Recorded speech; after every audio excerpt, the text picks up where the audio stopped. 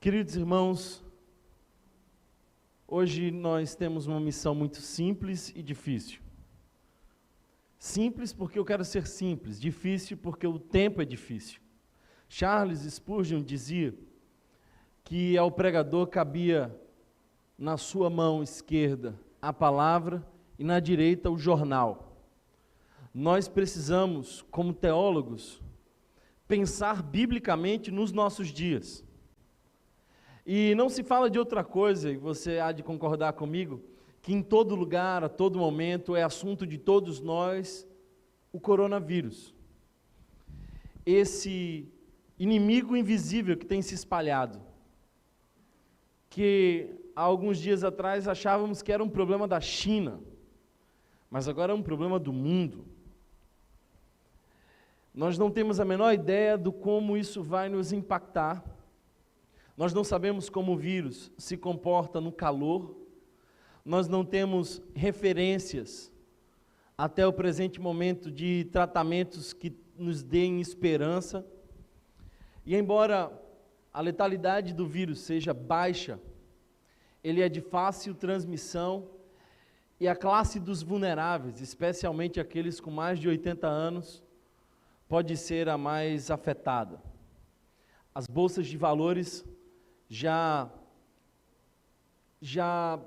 despencaram, os restaurantes estão vazios, as prateleiras dos supermercados começaram a ficar vazias.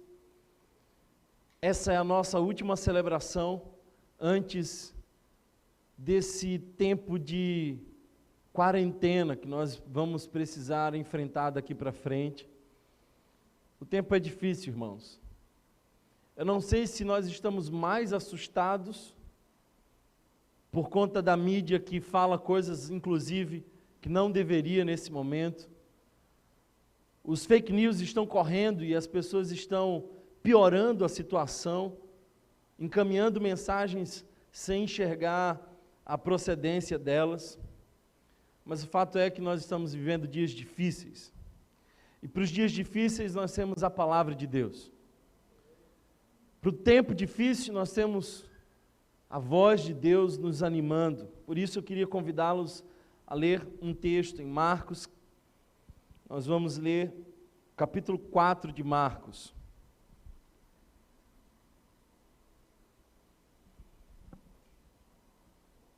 Capítulo de número 4.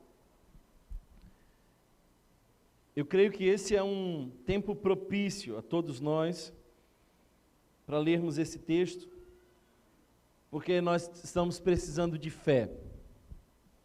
Se você observa o verso 30, é a parábola do grão de mostarda. Quando ele diz, com quem compararemos o reino de Deus? O que usaremos para descrevê-lo? Verso 31, é como um grão de mostarda, que é a menor semente que se planta na terra. E ele vai falar sobre fé. Esse é o contexto.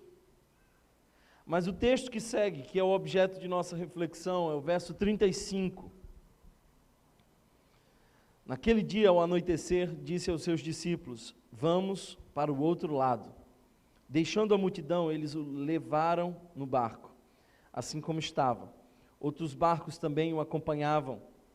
Levantou-se um forte vendaval, e as ondas se lançavam sobre o barco, de forma que este foi se enchendo de água. Jesus estava na popa, dormindo com a cabeça sobre um travesseiro. Os discípulos o acordaram e clamaram, mestre, não te importa que morramos? Ele se levantou, repreendeu o vento e disse ao mar, aquiete-se, acalme-se. O vento se aquietou e fez completa bonança. Então perguntou aos seus discípulos, por que vocês estão com tanto medo? Ainda não têm fé?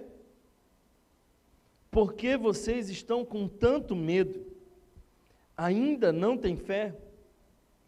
Eles estavam apavorados e perguntavam uns aos outros, quem é este que até o vento e o mar lhe obedecem? Sabe, irmãos, nós estamos vivendo uma tempestade. O barco começou a encher de água. E parece que o nosso coração pecaminoso tem a tendência a acreditar que Deus não se importa conosco. Vocês percebem a pergunta dos discípulos de Jesus? Você não se importa que morramos? Você parece silencioso demais. Nós estamos aqui sofrendo e você não faz absolutamente nada para minimizar, atenuar a nossa dor, nosso sofrimento. Em momentos de tempestade, nós, por conta do nosso coração pecaminoso, quase sempre questionamos a bondade, o interesse de Deus em nós. Será que Ele ama mesmo a humanidade? Será que Ele tem interesse mesmo em cuidar de nós? Porque o fato é que nós estamos com medo e Ele está silencioso no meio da tempestade. Quem sofre tem pressa. E nós estamos numa situação difícil, não apenas como Brasil, embora no Brasil possa ser ainda mais difícil caso venhamos a precisar de um serviço público de saúde, que hoje é desassistido, nosso governo é despreparado, nós não temos condições de fazer um hospital em 10 dias como os chineses fizeram. Nós não temos hospital nem para aqueles que diariamente o usam. Imagina diante de uma pandemia. Temos uma tempestade. E eu tenho visto um certo pânico. Eu percebo as pessoas desesperadas. Por isso, hoje eu não vim pregar, hoje eu vim dar um recado. E o recado é esse: tenham fé. Porque o fato de estarmos no meio da tempestade não quer dizer que Deus não se importa conosco. Deus se importa conosco. O grande problema, irmãos, é o vírus maior. Que vírus maior é esse? O vírus maior é o vírus do medo. Pior do que o coronavírus é o vírus do medo. Porque esse chega antes. Esse causa estragos. Imagina se nós começamos a comprar tudo que achamos necessário para passar 40 dias. As prateleiras vão se esvaziar e talvez os pobres não tenham como acumular. A desigualdade se acentua. O desespero faz com que tomemos decisões precipitadas. O pior vírus que nós estamos enfrentando agora é o vírus do medo. E ele mostra o nosso coração inclinado a não confiar em Deus. Esse coração nosso, tomado pelas profecias do medo que não correspondem ao nosso futuro. A palavra de Deus diz que o nosso futuro é futuro de paz, para nos dar o fim que desejamos. O medo nos intimida. Talvez por isso Paulo falou a Timóteo, que Deus não nos deu espírito de medo, mas de poder, amor e equilíbrio. Se eu pudesse desejar alguma coisa a todos nós, eu desejaria amor, equilíbrio e poder. Porque esse sim é o espírito que vem de Deus. O medo, irmão, sufoca a nossa fé. Quando o medo entra pela porta, a fé sai pela janela. O medo é a antítese da fé. Eu quero aqui responder algumas perguntas. A primeira delas é: Thomas, então você está dizendo que nós cristãos estamos livres do coronavírus? De jeito nenhum. Recentemente uma igreja foi atuada porque ela estava prometendo a proteção do vírus. Isso é superstição. Isso é magia. Não, irmãos. A história nos diz que não é a primeira vez que calamidades como essa acontecem. Doenças que hoje já estão superadas, como sarampo, varíola, como catapora, mataram milhões e tiveram um estrago infinitamente maior do que o que promete o coronavírus. E dentre esses muitíssimos que morreram, estavam cristãos. Porque a nossa fé não é a suspensão da realidade humana. Nós também pegamos o vírus. Nós também adoecemos. E nós também morremos. A diferença está em como enfrentamos e para onde vamos. Nós não enfrentamos com desespero. E se a nossa vida for ceifada, essa é a melhor coisa que pode nos acontecer. Olha só que interessante. A pior coisa é também a melhor coisa que pode nos acontecer. A maior das tragédias, você vir a morrer, é também a maior das recompensas, receber a presença do nosso desejado Senhor, para todos sempre. Mas e o Salmo 91, Thomas? Porque o texto lá diz que praga alguma chegará à sua tenda. O texto diz que 1000 cairão ao seu lado e 10.000 à sua direita, mas você não será atingido. Como é que a gente lida com isso? É falta de fé a nossa, de crer no que a palavra nos diz? Bem, eu penso que esse é um salmo. E como salmo é uma expressão de um coração confiante em Deus, que sabe que o seu refúgio é o Senhor. Mas essa não é uma pólice de seguro. Esse não é um texto que nós agarramos para ir para a guerra. Porque quando a gente vai para a guerra, a gente sabe que não tem a certeza que vai voltar. É verdade que Deus dá livramentos e nos dá inúmeros livramentos, e você já foi alvo de muitos deles. Mas nós não estamos isentos, irmãos. É bom lembrar que esse Salmo 91 foi citado pelo próprio diabo quando Jesus estava no deserto. Porque aos teus anjos dará ordem ao teu respeito. E aí o próprio Jesus sabiamente respondeu: não tentarás ao Senhor teu Deus. A nossa fé não é a suspensão da realidade humana. E sempre que você não entender um texto, olha para Jesus. Ele é a chave hermenêutica, ele é a forma como nós interpretamos as Escrituras, ele é o verbo que se fez carne. Como Jesus encarnou isso? Bem, primeiro, quando Jesus foi perseguido, em algumas situações ele fugiu. Quando procuraram matá-lo em alguns lugares, ele evitou o contato. Ele sabia que nada aconteceria se não fosse da vontade de Deus, da permissão de Deus. Ele sabia que o seu Pai estava no controle de todas as coisas, mas ele evitou. Então, irmãos, em tempo de coronavírus, cristãos usam álcool em gel. Em tempo de coronavírus, a gente cumprimenta com um pezinho. A gente evita aglomerações. E ainda não estamos numa situação crítica aqui em Pernambuco, mas é possível que nos próximos dias isso chegue a um nível preocupante. Portanto, você precisa crer que Ele é o Todo-Poderoso que nos livra, mas você precisa se guardar embaixo das asas do Altíssimo e não se expor tentando o Senhor, seu Deus. A grande questão que me cabe refletir com vocês aqui hoje é onde é que está Deus no meio desse caos?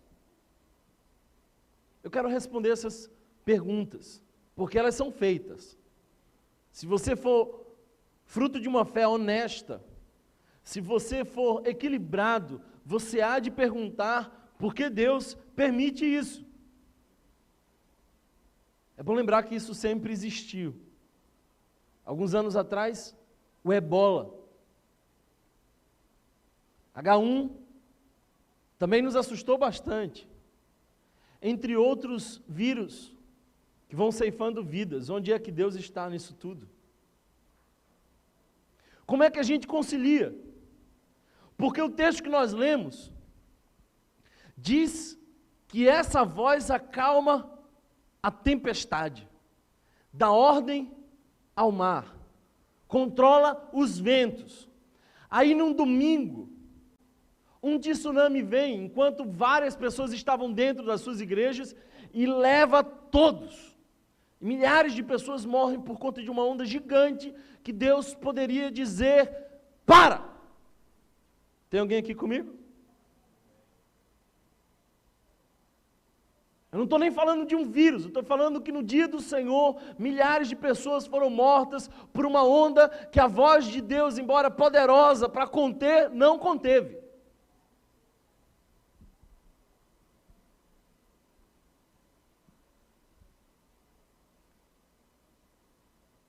Talvez a coisa mais básica que você precisa saber é de que Deus não criou o mundo para tsunamis,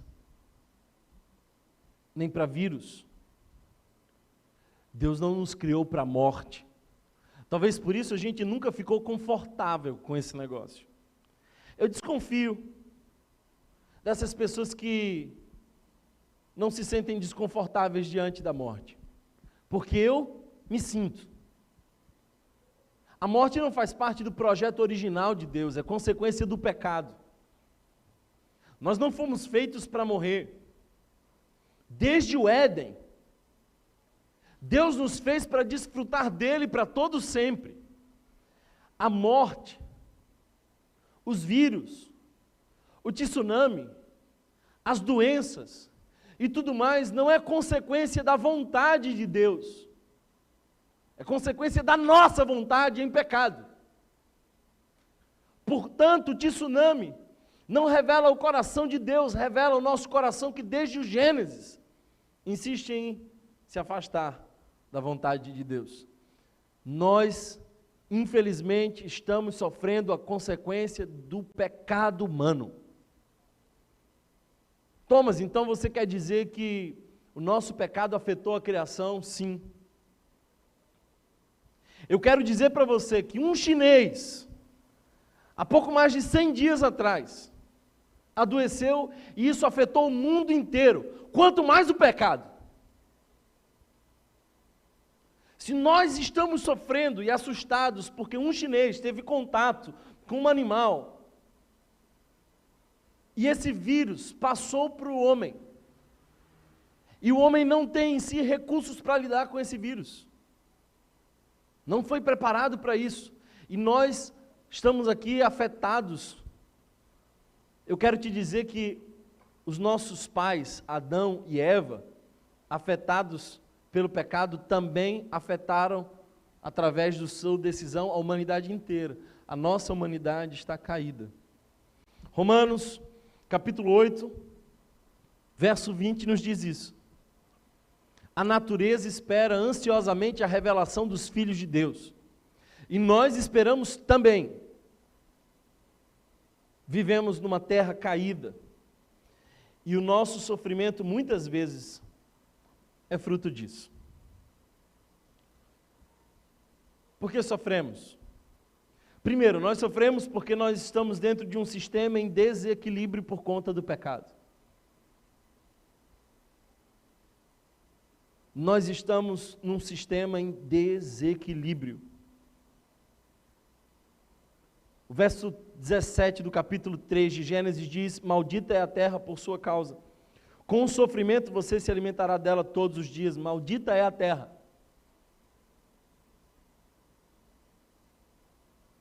Por que sofremos? Sofremos como fruto de nossas decisões equivocadas. Ontem eu estava vendo duas pessoas aqui, e ela disse assim: que nada, que vírus, me dá aqui um abraço. Aí começaram aí vários contatos, eu fiquei pensando assim, depois adoece e vai perguntar por que Deus permitiu. A maior parte das pessoas que eu atendo em sofrimento, não sofrem porque Deus quis que sofressem. A maior parte dessas pessoas sofre por decisões equivocadas. Sofrem porque escolheram contra a vontade de Deus, sofrem porque não tiveram sobriedade, equilíbrio, por isso sofrem.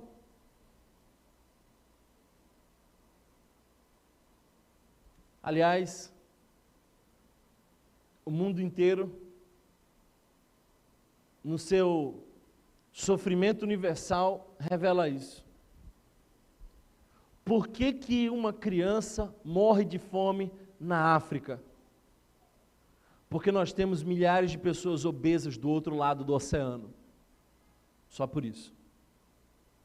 Porque nós somos essencialmente indiferentes ao próximo.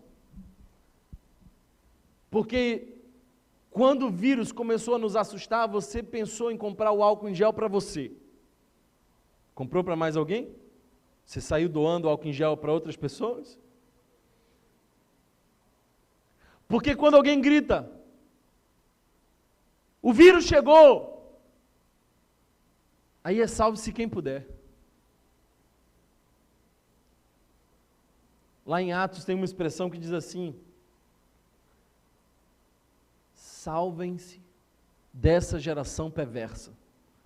Se alguém gritasse aqui, salvem-se, o que você faria? Você estaria pulando, pisando, empurrando, você escapava daqui de todo jeito. Mas você não ia pensar, talvez a grande maioria, será que ficou alguém lá em cima?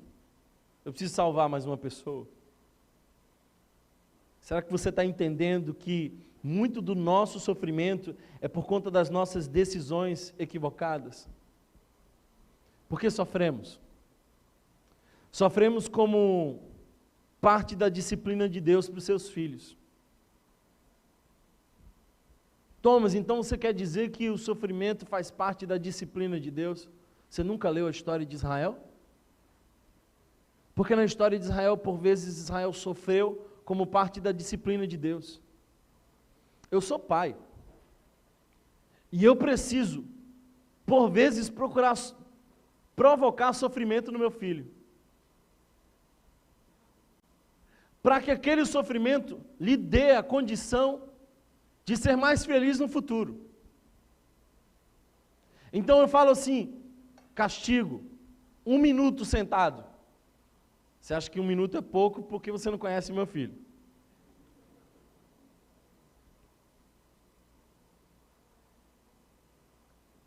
Por vezes Deus intervém na história para despertar o nosso coração.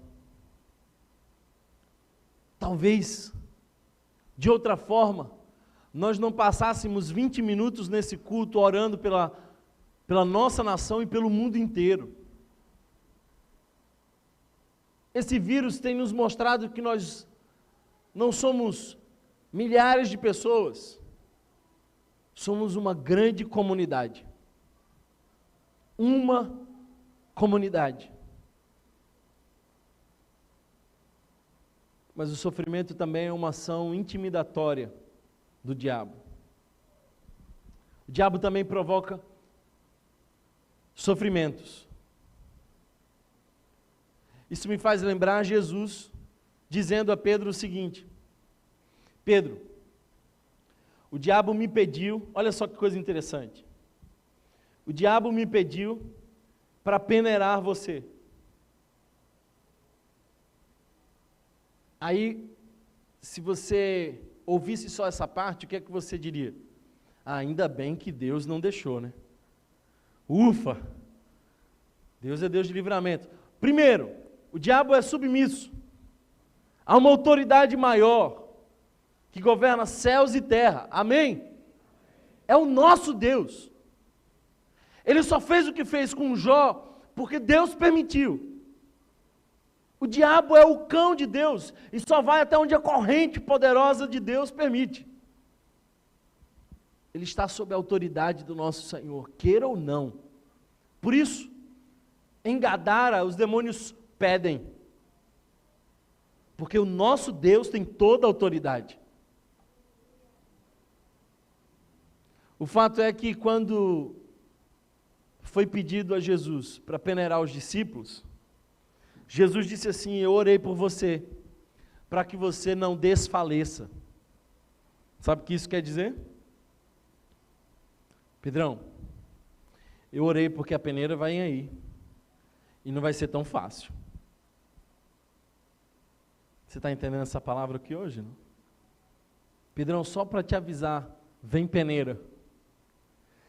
E a peneira vai ser tão intensa que eu orei para que você não desfalecesse.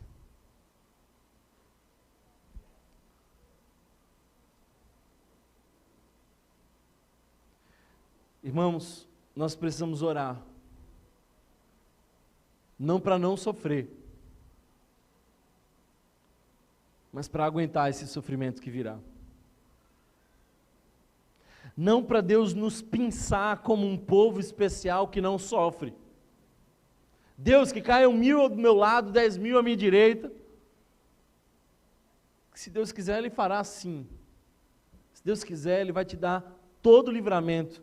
Mas como disse Sadraque, Mesaque e Abednego, mas se Ele não quiser, fica sabendo. Que não muda a nossa decisão. Eu vim aqui hoje orar por essa igreja, por esse país, pela humanidade espalhada na face da terra, para que nós não desfalecemos. Talvez a pergunta que você queira fazer é a seguinte: se Deus é totalmente bom, e se Deus é totalmente poderoso, há uma incoerência teológica aí. Se Ele é totalmente bom, e nós sofremos, Ele não é totalmente poderoso. Por isso, não impede o sofrimento. Se Deus é totalmente poderoso, e nós sofremos, então Ele não é totalmente bom e por isso não impede o nosso sofrimento. Esse é o dilema de Epicuro. Essa é a Teodiceia. Se Deus é bom e poderoso, por que sofremos? Santo Agostinho vai responder assim: Deus, soberanamente bom, não permitiria de modo algum a existência de qualquer mal em suas obras, se não fosse poderoso e bom, a tal ponto de poder fazer o bem a partir do próprio mal. Assim, a infinita bondade de Deus pertence permitir males, para deles tirar o bem.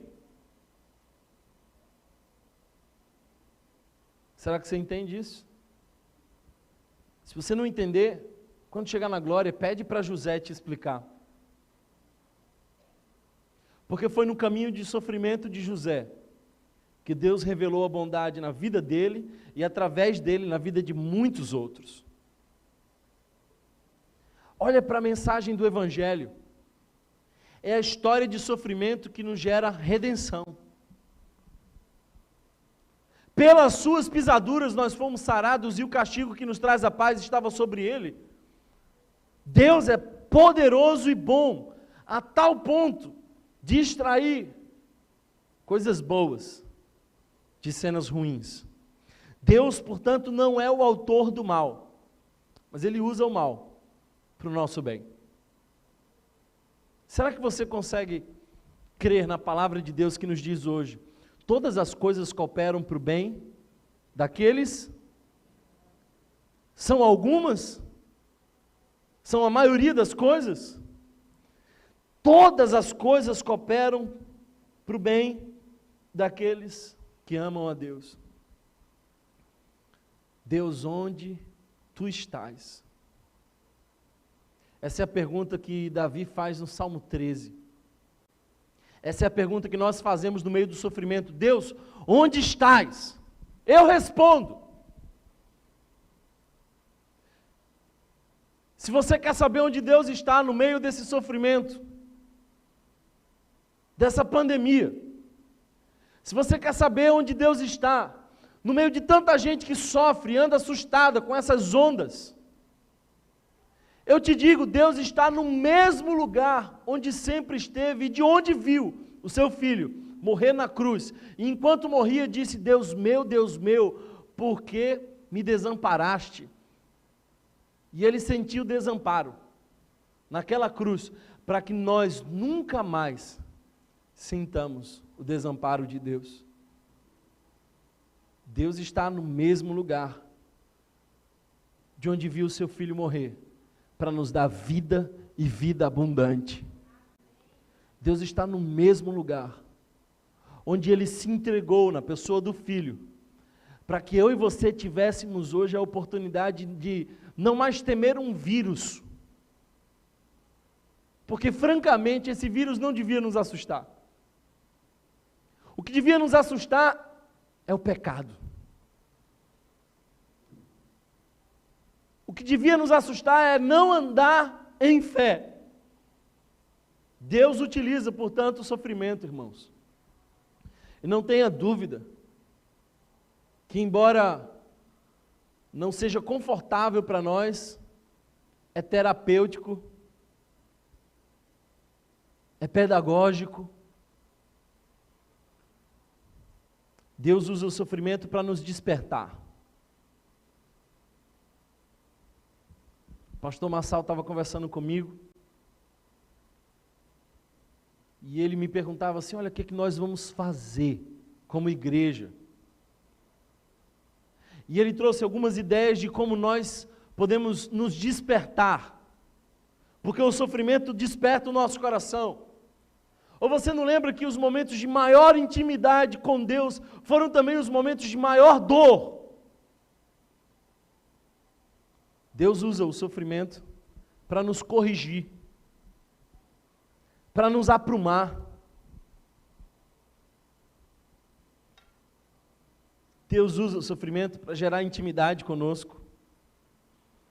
Sabe, irmãos, Ele está no controle de todas as coisas.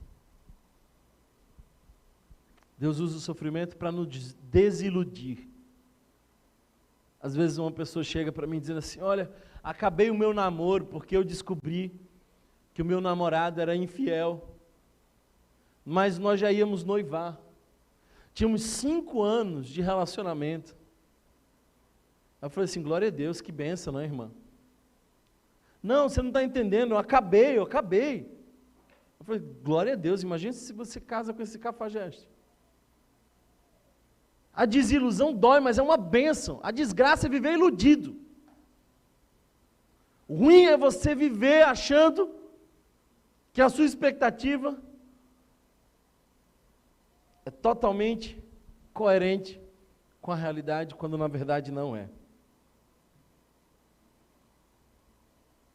Romanos capítulo 5, verso 3 diz o seguinte, e não somente isto, mas também nos gloriaremos nas tribulações, sabendo que a tribulação produz paciência, e a paciência, experiência, e a experiência, a esperança.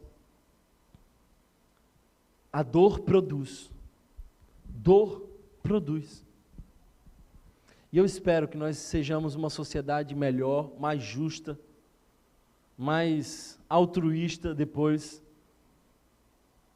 dessa tempestade que nós estamos enfrentando. C.S. Lewis disse certa vez o seguinte, Deus sussurra e fala a consciência através do prazer, mas grita-lhe por meio da dor. A dor é o seu megafone para despertar o mundo adormecido. O sofrimento é mau. Deus não produz o sofrimento, mas Ele o usa para reverter em bem. Rubem Alves disse certa vez uma coisa interessante.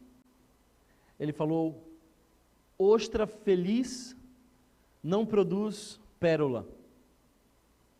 A pérola é o resultado de um incômodo que vai sendo trabalhado e gera o que é precioso. Às vezes é dando tudo errado que Deus faz tudo dar certo. Talvez a pergunta que nós façamos hoje é, e agora? E agora? O que a gente faz? Coronavírus chegou. Quarta-feira já não tem mais culto. E agora? Primeiro, lamentação. Precisamos lamentar e chorar. A gente não pode cruzar os braços e, por crer que Deus está no controle de todas as coisas, não nos sentir afetado pela dor do outro. Nós precisamos lamentar. E lamentação é diferente de murmuração. Sabe, irmãos, murmuração é a reclamação de alguém que já não consegue crer. É a oração que perdeu a fé, isso é murmuração. É povo de Israel clamando no deserto, é murmuração.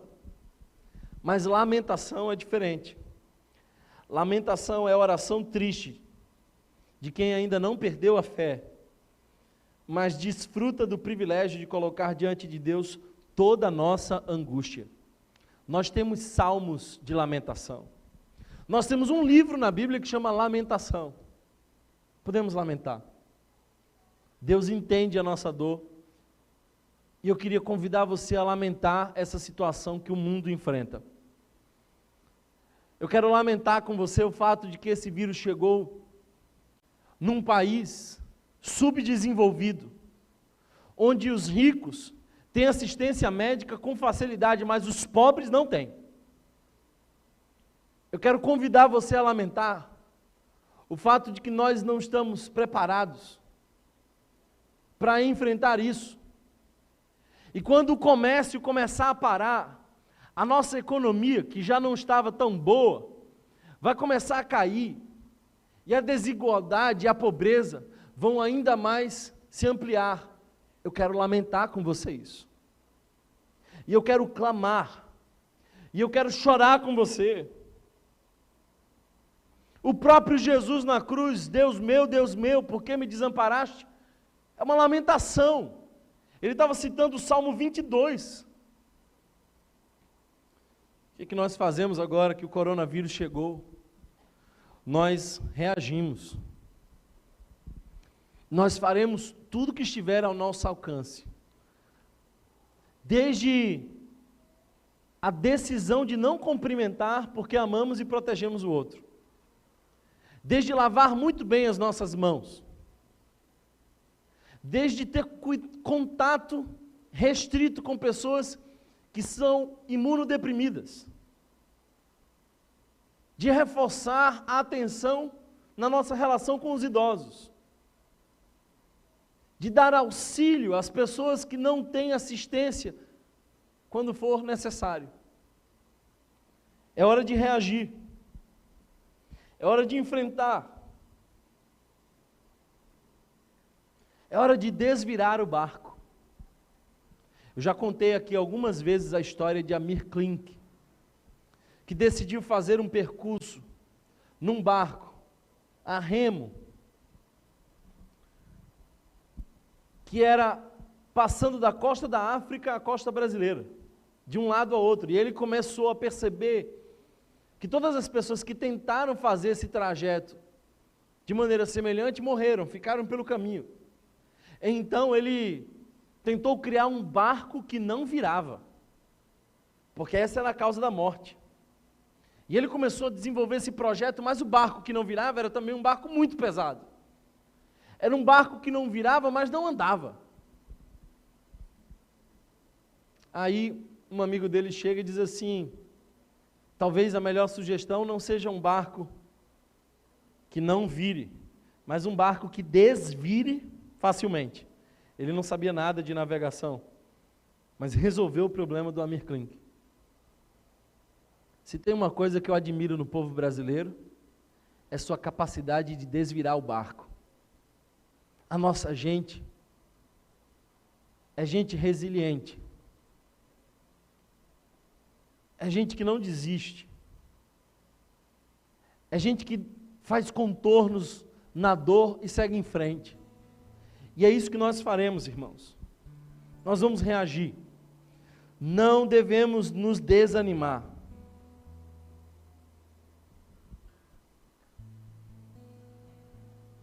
Eu lembro que uma vez eu fui falar para um grupo de atletas paralímpicos.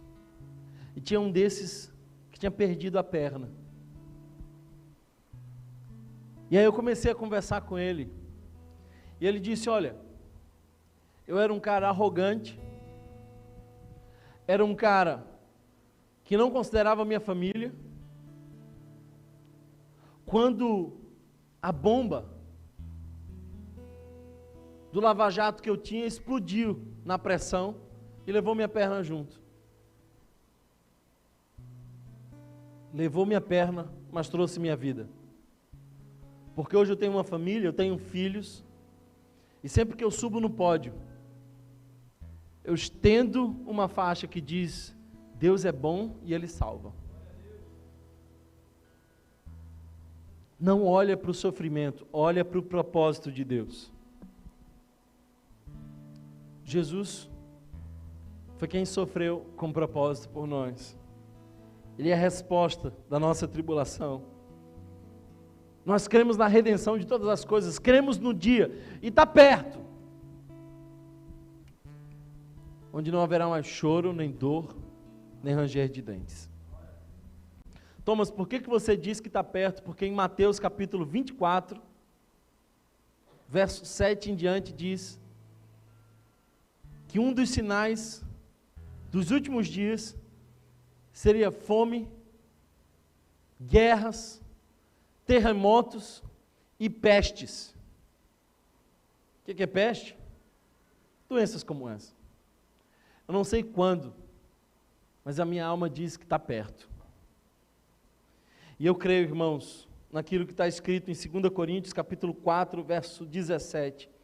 Porque a nossa leve e momentânea tribulação produz para nós um peso eterno de glória muito excelente, não atentando nós nas coisas que se veem, mas nas que não se veem, porque as que se veem são temporais, e as que não se veem são eternas. São eternas. Será que mais alguém crê nisso aqui? Se a gente olhar para a nossa realidade humana, ficaremos deprimidos. Se nós olharmos para o contexto da sociedade, nós ficaremos em pânico. Mas se nós olharmos para a promessa, ficaremos em paz.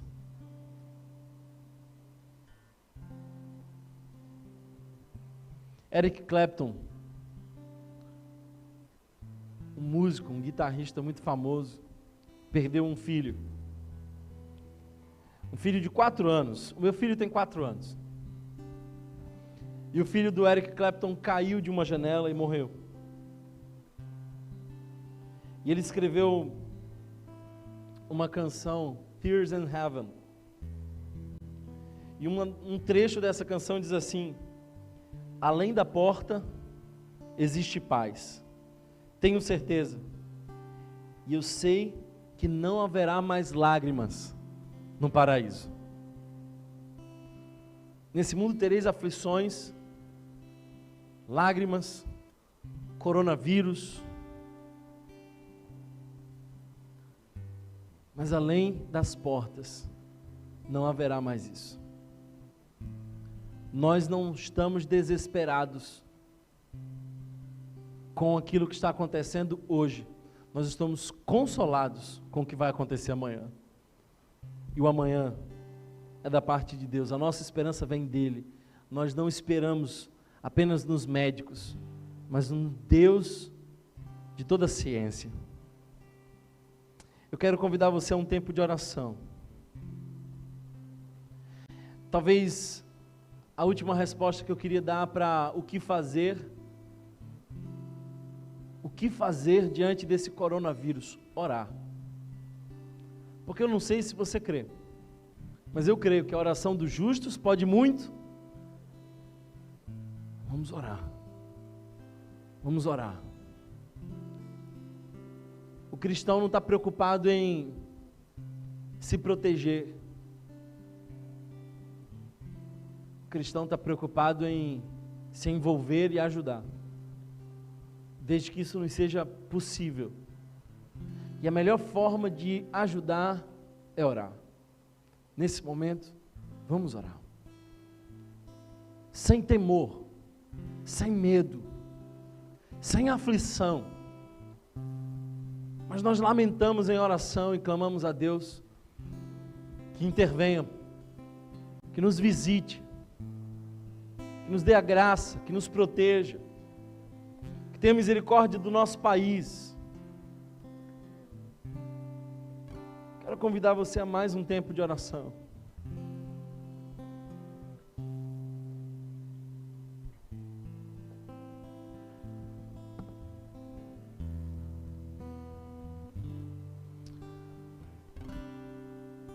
Deus, tem misericórdia de nós, Senhor.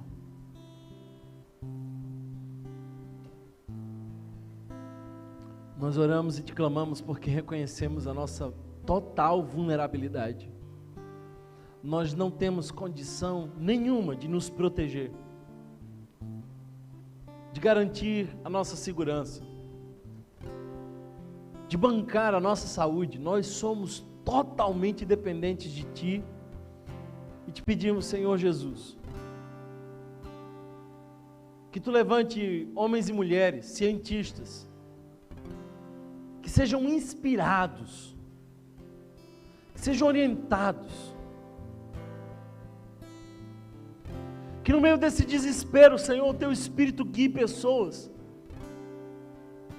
para encontrarem os recursos necessários, Senhor, para que esse vírus possa ser apenas mais um vírus e não um invisível e poderoso inimigo que nós estamos enfrentando.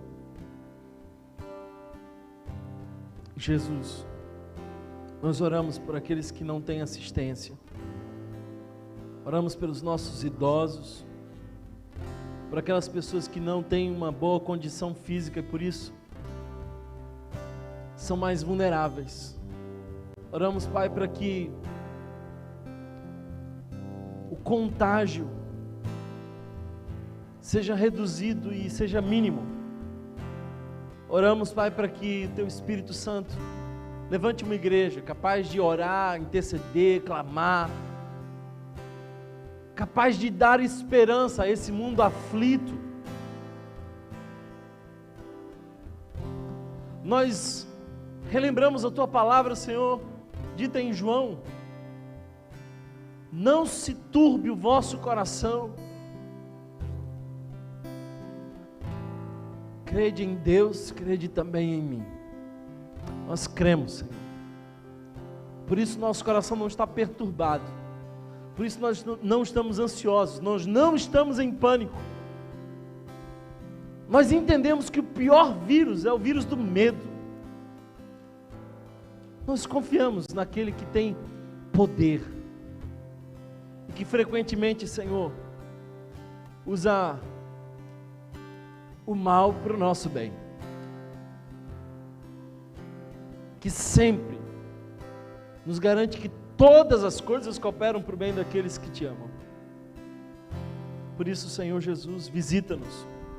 Nós oramos, Pai, Te pedimos a cura para essa doença. Oramos pelo nosso país, oramos pelos nossos governantes.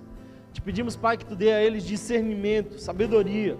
Oramos Te pedindo, Senhor, para que o nosso país não sofra ainda mais. Que esse vírus aqui no nosso país, Senhor, não se desenvolva. Que também não chegue a lugares pobres e sem recursos, países subdesenvolvidos. Nós oramos pelos irmãos da África, pelos irmãos da Índia. Te pedimos, Jesus, que Tu considere o nosso clamor. Livra-nos de todo medo. Nos ensina, Senhor, a caminhar por fé. Se o nosso inimigo, nesse momento, é microscópico, é tão pequeno e tem causado tanto estrago, Tua palavra nos garante que se a nossa fé também for bem pequena, como um grão de mostarda, já é suficiente para mudar cenários, para transportar montanhas. E nós cremos, Senhor, que Tu nos ouve, que Tu ouve a igreja brasileira e a igreja espalhada pela face da terra que hoje clama a Ti. Deus, os políticos, os líderes estão humilhados, reduzidos a nada, estão adoecidos.